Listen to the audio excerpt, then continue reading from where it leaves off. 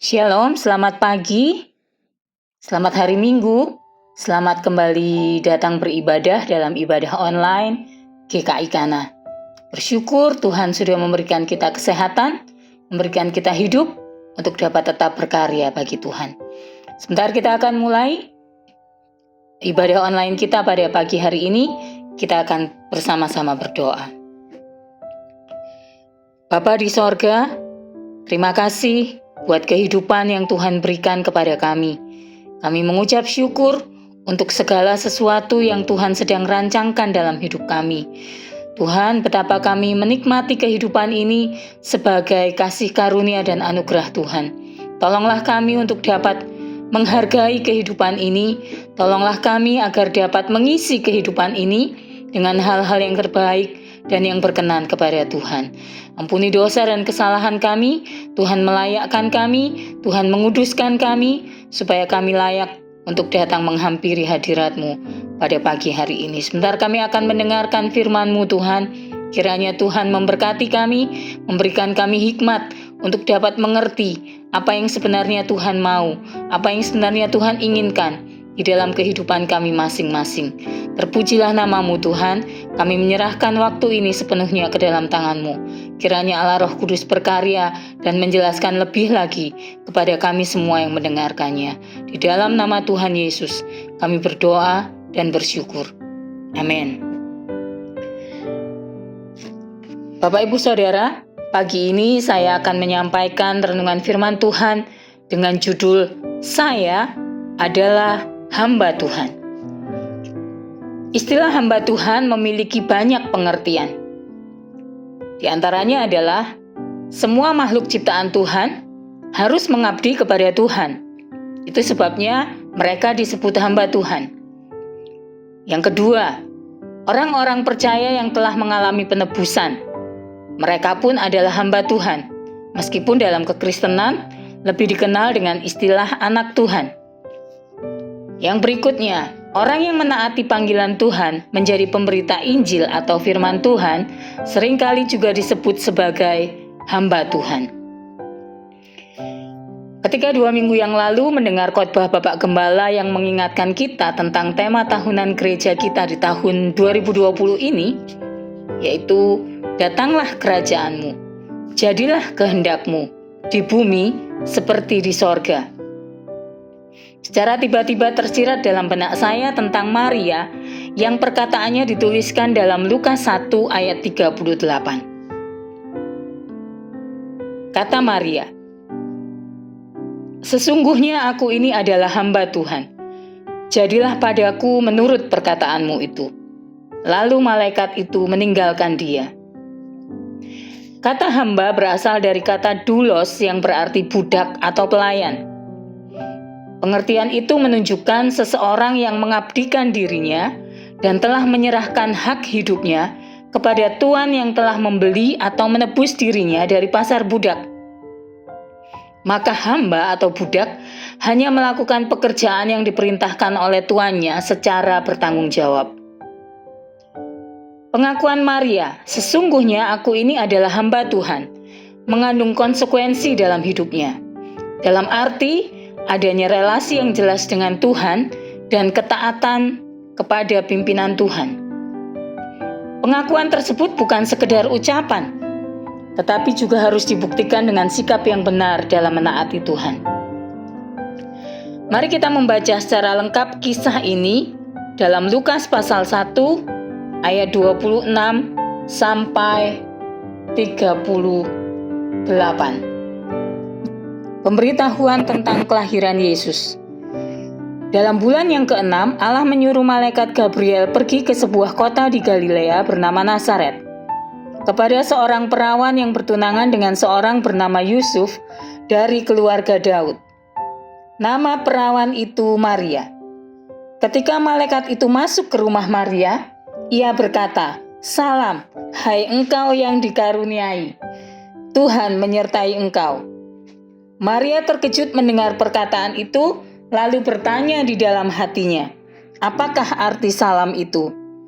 Kata malaikat itu kepadanya, "Jangan takut, hai Maria, sebab engkau beroleh kasih karunia di hadapan Allah. Sesungguhnya engkau akan mengandung dan akan melahirkan seorang anak laki-laki, dan hendaklah engkau menamai dia Yesus.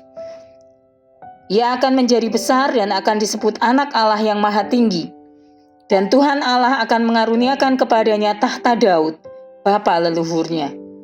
Dan ia akan menjadi raja atas kaum keturunan Yakub sampai selama-lamanya.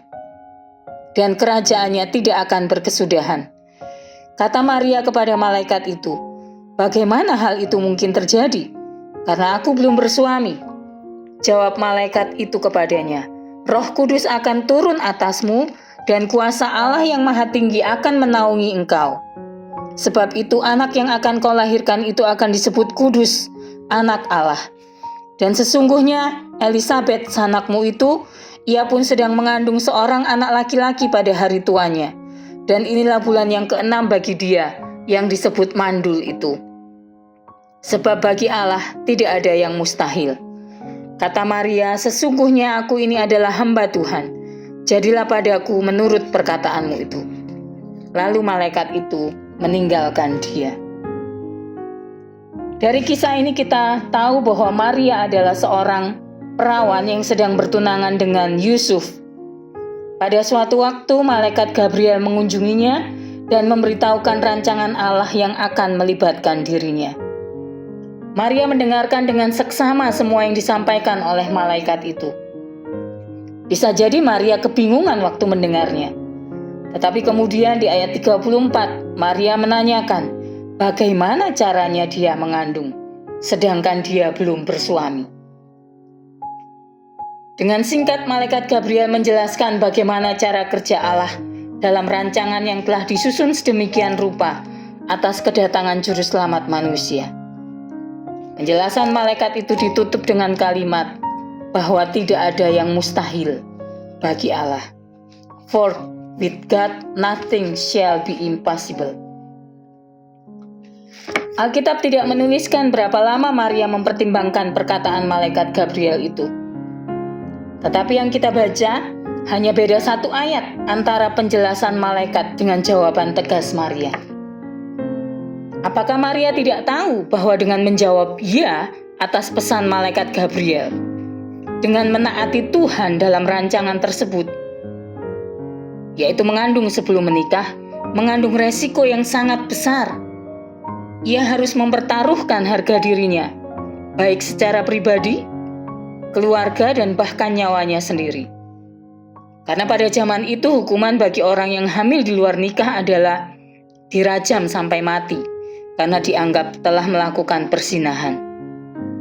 Namun karena itu adalah rancangan Allah, maka dengan segala keikhlasan dan kerelaan hati Maria menyatakan, sesungguhnya aku ini adalah hamba Tuhan. Jadilah padaku menurut perkataanmu itu. Ini adalah ketaatan yang sejati. Kata sesungguhnya dalam bahasa Yunani adalah ido, yang jika diterjemahkan berarti behold atau truly. Hal ini menunjukkan bahwa Maria menyadari bahwa dirinya adalah hamba Tuhan. Maka tidak ada tempat untuk menyatakan tidak. Apakah seorang hamba punya hak untuk mengatakan tidak kepada tuannya? Tentu tidak. Maria tahu bahwa setiap tugas adalah hak istimewa. Maria mengerti pengharapan tentang kedatangan Mesias yang berasal dari keturunan Daud. Saya percaya, sebagai keturunan dari bangsa Israel, ayah dan ibu Maria telah banyak menceritakan mengenai janji-janji dan nubuatan-nubuatan tentang kedatangan Mesias. Salah satunya ada di Yesaya 7 ayat 14. Yesaya 7 ayat 14. Sebab itu Tuhan sendirilah yang akan memberikan kepadamu suatu pertanda.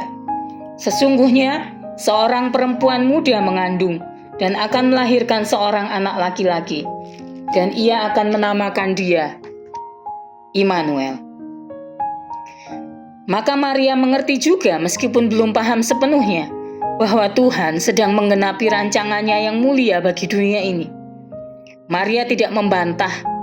Maria juga tidak menunda waktu sampai dia menikah dengan Yusuf.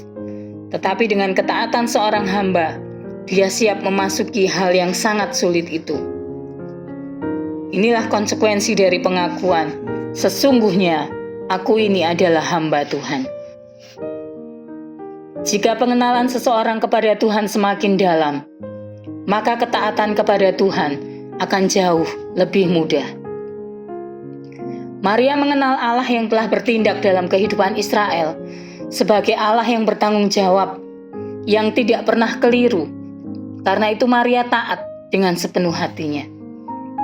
Tetapi ketaatan Maria bukan tanpa kesulitan. Alkitab tidak menuliskan juga bagaimana awalnya Maria harus memberitahukan pesan Tuhan ini kepada ayah dan ibunya. Bisa jadi, inilah sebabnya di ayat berikutnya dituliskan bahwa Maria diungsikan ke rumah Sakaria dan Elisabet. Mungkin orang tuanya berpikir dengan mengungsikan Maria ke rumah sanaknya itu akan menghindarkan mereka dari gunjingan tetangga-tetangga mereka. Tetapi kita percaya bahwa ini pun adalah bagian dari rencana Allah. Maria dan Elisabet dipertemukan untuk saling menguatkan iman percaya mereka kepada Tuhan. Yang seorang telah menerima mujizat besar. Elisabet mengandung pada saat usianya sudah tua dan dunia sudah menyebutnya mandul. Yang seorang lagi, Maria, menerima mujizat luar biasa besar yang tidak pernah ada sebelumnya dan tidak akan ada lagi setelahnya. Dia mengandung dari Roh Kudus. Ujian berikutnya datang dari Yusuf tunangannya yang berencana meninggalkannya. Ini tercatat di Matius 1 ayat 18-25. Tetapi Maria, hamba Tuhan yang sederhana ini, dibela oleh Tuhan sendiri. Melalui mimpi, Tuhan menyatakan kepada Yusuf bahwa Maria sedang mengemban tugas dari Tuhan. Penyertaan Allah mendampingi orang yang bersedia melakukan kehendak-Nya. Sekarang mari kita cek diri kita sendiri. Apakah kita adalah seorang hamba Tuhan sejati seperti Maria? Dari sisi ketaatan, seringkali kita punya ketaatan bersyarat. Saya akan taat jika menguntungkan saya. Saya akan taat jika perintah Tuhan itu masuk akal saya. Saya akan taat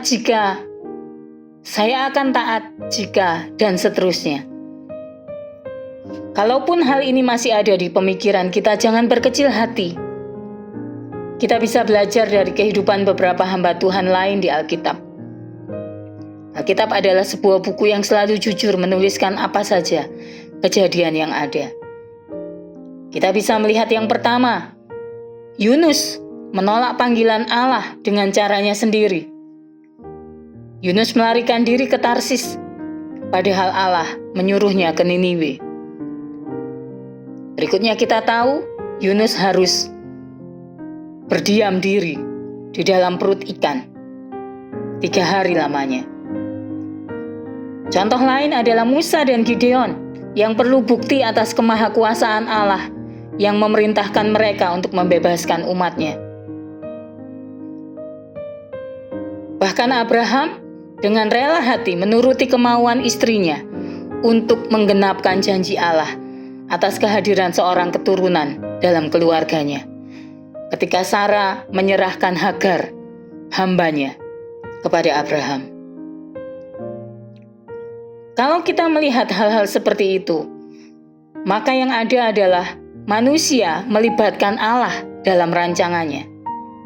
Bukan Allah yang melibatkan manusia dalam rancangannya. Terbalik, manusia yang akhirnya menjadi pengambil keputusan dan Allah hanya membantu. Pada akhirnya manusia yang menjadi penentu. Pada masa kini ketaatan kepada Tuhan seolah-olah menjadi hal yang mewah, karena manusia cenderung berpikir segala sesuatu adalah relatif. Segala sesuatu harus berdasarkan pemikirannya sendiri. Kembali pada Maria. Ketaatannya telah menjadikan dirinya diberkati oleh Tuhan. Karena menjadi sarana bagi Yesus Kristus, Tuhan yang Maha Mulia, datang ke dunia. Dia yang punya segalanya tapi rela mengosongkan dirinya. Bukan hanya taat, tapi sebagai hamba Tuhan, Maria juga setia. Maria setia mengikuti pertumbuhan, perkembangan putra kandungnya ini. Sejak kecil sampai pada akhirnya Maria pun tetap setia mengiring Tuhan Yesus sampai di kayu salib. Maria tahu banyak hal terjadi, tapi Maria mencatatnya di dalam hatinya.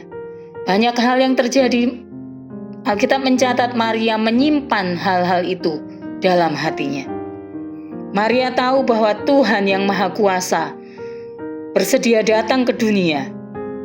Tuhan itu rela ditolak dan dicerca oleh manusia yang hendak diselamatkannya. Maria mengerti bahwa dia harus menanggung semuanya itu. Bahkan Yesus berkata dari atas kayu salib, "Ya Bapa, ampunilah mereka, sebab mereka tidak tahu apa yang mereka perbuat." Sebagai hamba Tuhan, Maria telah taat dan setia. Pada Natal tahun ini, biarlah ini menjadi kesempatan bagi kita untuk merenungkan ulang pengakuan kita. Apakah kita adalah seorang hamba Tuhan? Seharusnya setiap orang yang mengaku hamba Tuhan perlu mengerti rancangan Allah dalam hidupnya dan bersedia menaati pimpinannya dengan setia, apapun harga yang harus dibayar. Itulah hidup seorang hamba Tuhan. Dari yang awalnya tidak peduli pada rancangan Allah dalam hidupnya, menjadi pribadi yang mau merendahkan diri, memohon pengertian agar mampu memahami dan melakukan kehendak Allah. Nah, apakah sekarang kita akan mampu berkata, "Saya adalah hamba Tuhan"? Sampai di sini renungan firman Tuhan yang bisa saya bagikan bagi Bapak, Ibu, dan Saudara kekasih dalam Tuhan. Saya percaya Roh Kudus akan memberikan pengertian yang lebih lagi kepada kita semua tentang apa yang sudah Allah sampaikan pada pagi hari ini. Sebentar kita akan berdoa, tapi sebelumnya mari kita bersama-sama menyanyikan sebuah pujian agar kita mau belajar mengerti segala rencana dan kehendak Tuhan yang harus terjadi dalam hidup kita.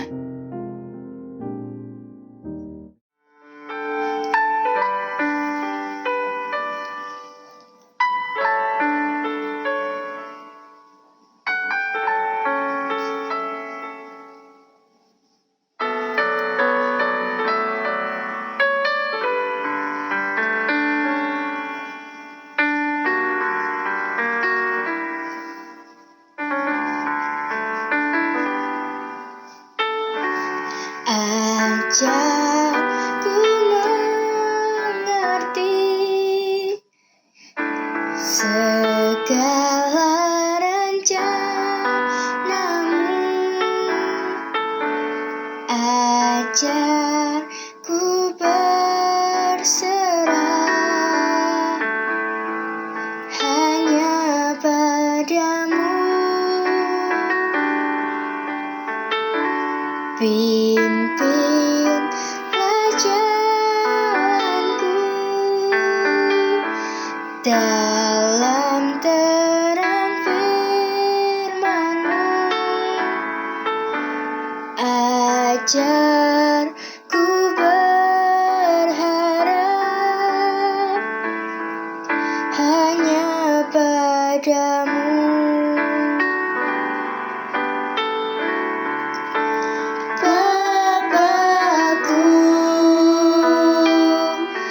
Ajar segala rancangan-Mu,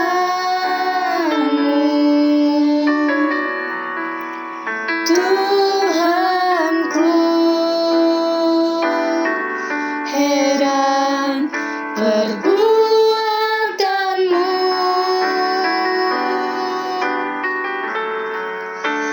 Engkau sanggup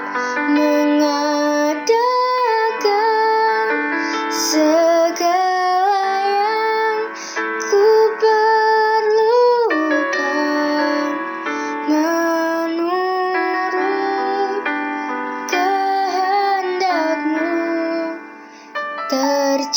adillah.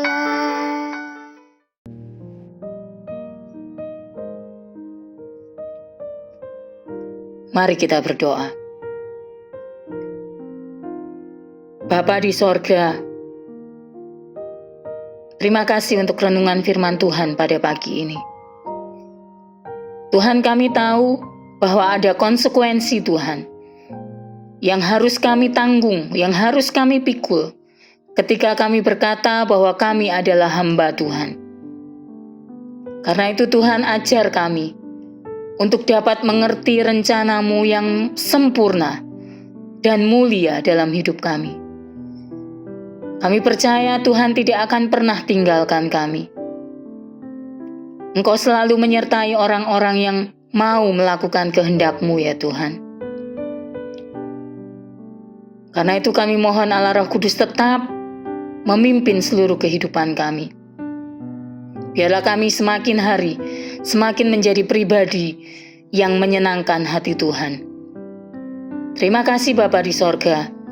Menjelang Natal tahun ini, biarlah kami boleh dengan sungguh-sungguh mengubah pola pikir kami tentang keberadaan hamba Tuhan, tentang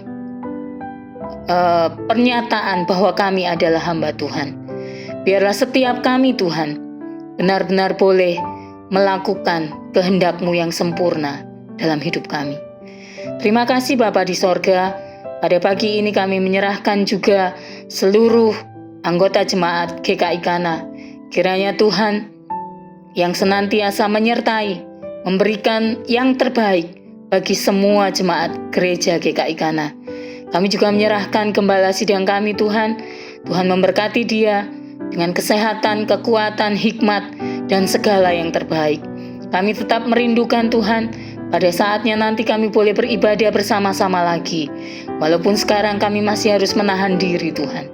Terima kasih Bapa di sorga. Kami menyerahkan segala sesuatu kepada-Mu Tuhan. Kiranya nama Tuhan saja ditinggikan dan dipermuliakan. Baik dalam kehidupan kami secara pribadi, kehidupan kami secara bergereja, kehidupan kami dalam bekerja, dan dalam segala hal yang kami kerjakan dan lakukan. Terpujilah nama-Mu Bapa. Dalam nama Tuhan Yesus, kami berdoa dan mengucap syukur. Amin.